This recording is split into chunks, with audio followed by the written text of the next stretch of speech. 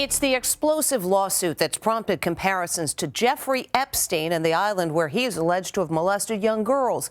But this case involves a well-known fashion executive. Lisa Guerrero traveled to his Caribbean compound where a number of women claim they were victims of what they call a sex trafficking ring. Peter Nygard is one of the biggest names in fashion. The billionaire rides in a private jet with his name emblazoned on the fuselage. His flagship store is in Times Square, and he always seems to be surrounded by beautiful young women. Perhaps that explains why the 78-year-old billionaire uses anti-aging treatments to stay incredibly fit for a man his age. Nygard owns homes all over the world, including this huge estate in the Bahamas, where he's entertained Britain's Prince Andrew. Yes, that's the same British royal linked to the Jeffrey Epstein scandal. Like Epstein, Nygard has a luxurious compound in the sun-kissed Caribbean.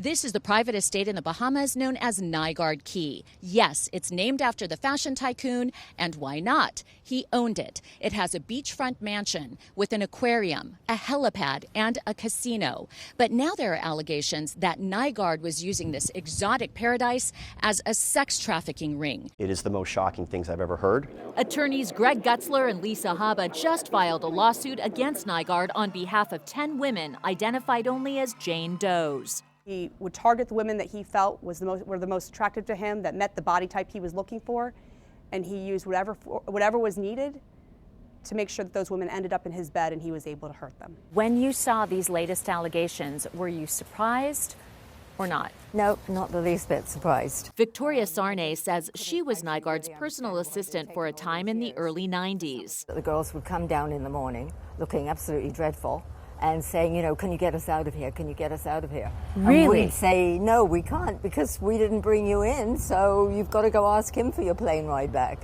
I'm now on the beach in front of Nygard's private estate here in the Bahamas, and as you can see, as we're watching them, the caretakers are watching us. How long have you worked here? For a while. A while? Are you aware of the allegations that had taken place here with the parties? No, ma'am. The estate is filled with Mayan architecture with a dozen cabana-style residences. It looks kind of like an adult Disneyland. These attorneys say that since they filed the lawsuit, additional women have come forward with similar allegations. We are standing behind these survivors who have bravely come forward, put their names on the line, and said that his reign of terror will continue no more.